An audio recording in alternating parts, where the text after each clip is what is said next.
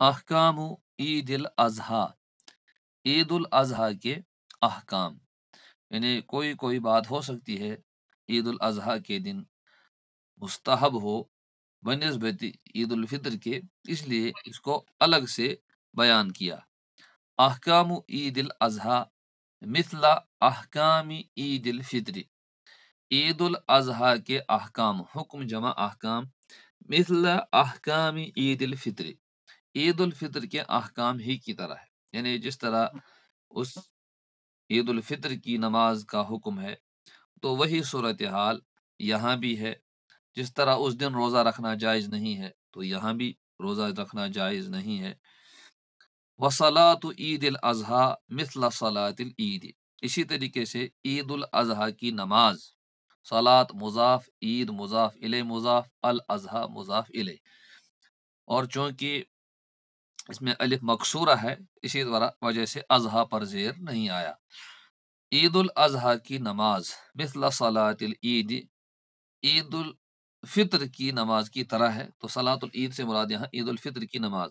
الا انہ یؤخر الاکل، البتہ کھانے کو مؤخر کریں گے، عن الصلاۃ فی عید الاضحیٰ، نماز سے عید الاضحیٰ کے دن، یعنی عید الفطر میں دراصل مستحب یہ ہے کہ آدمی صبح ہی کچھ کھائے اور پھر عیدگاہ روانہ ہو، تاکہ اس بات کا اعلان ہو کہ جس طرح اللہ کا حکم تھا روزہ رکھنے کا، اسی طرح الا انہ یؤخر الاکل عن الصلاۃ، البتہ کھانا مؤخر کرے گا نماز سے، فی عید الاضحیٰ، عید الاضحیٰ کے دن۔ تو عید الاضحیٰ کے دن عیدگاہ جانے سے پہلے آدمی کچھ نہ کھائے، یہ لازم تو نہیں ہے البتہ مستحب ہے، اس لیے کہ عید الاضحیٰ کے دن جو اصل کام ہے وہ ہے قربانی، تو اس لیے انسان تاخیر کرے گا کھانے پینے کے حوالے سے، تاکہ پہلے جو چیز اس کے منہ میں چلی جائے وہ دراصل قربانی کا گوشت ہو، وہ دراصل اللہ رب العزت کے اس حکم کی تعمیل ہو جس کے حوالے سے اس عید کا نام رکھا گیا، یعنی عید الاضحیٰ، اس لیے کہ عید الاضحیٰ کے جو ایام ہیں ان میں قربانی سے بڑھ کر کے کوئی چیز اللہ کو محبوب نہیں ہے، لہٰذا ان میں سب سے جو محبوب چیز ہے وہ قربانی ہے، تو بندہ اسی سے افطار کرے، مطلب یہ ہے کہ سب سے پہلے اپنے منہ میں اسی کا کوئی ٹکڑا رکھے، تاکہ یہاں سے بھی فرما برداری کا اظہار ہو۔ جبکہ عید الفطر کے موقع پر مہینے بھر ایک مسلمان نے روزے رکھے ہیں،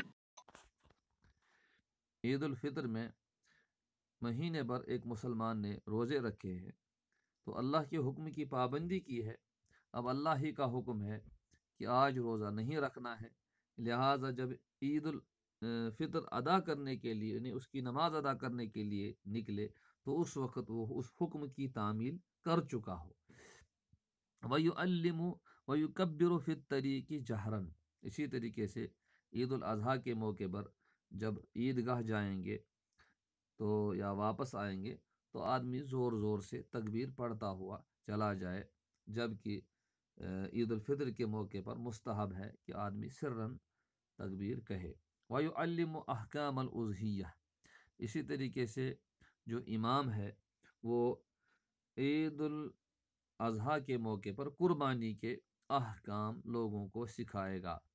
وَتَكْبِيرَ التَّشْرِيقِ فِي خُطْبَةِ عید الاضحیٰ، اسی طریقے سے جو عید الاضحیٰ ہے اس کے خطبے میں تکبیر تشریق بار بار کہتا رہے گا، یعنی تکبیر تشریق، اللہ اکبر لا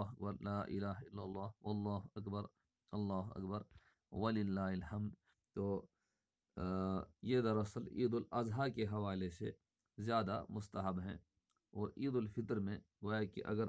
آدمی ان کو نہ بھی کہے تب بھی کوئی فرق نہیں پڑے گا۔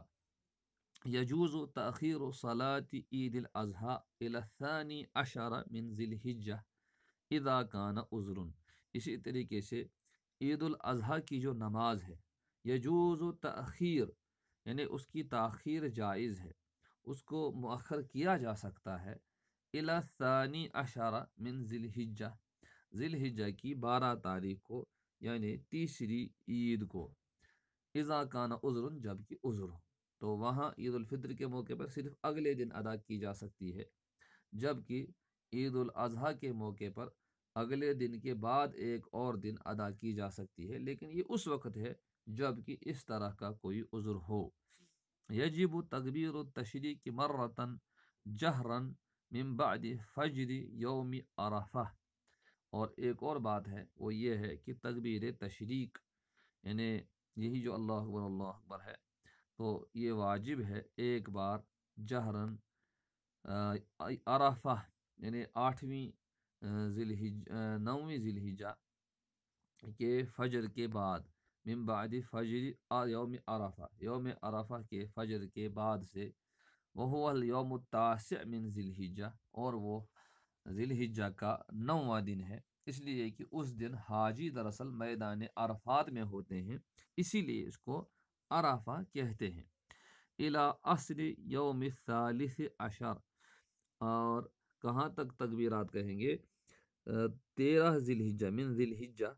13 ذی الحجہ کی عصر تک، یعنی دراصل 23 تکبیرات جو ہیں یہ آ جائیں گی، تو کم سے کم ایک مرتبہ کہنا واجب ہے، باقی اس سے زائد بھی آدمی کہہ سکتا ہے۔ علی کل من صلی الفرض، یہ ہر اس شخص پر ہے جو فرض نماز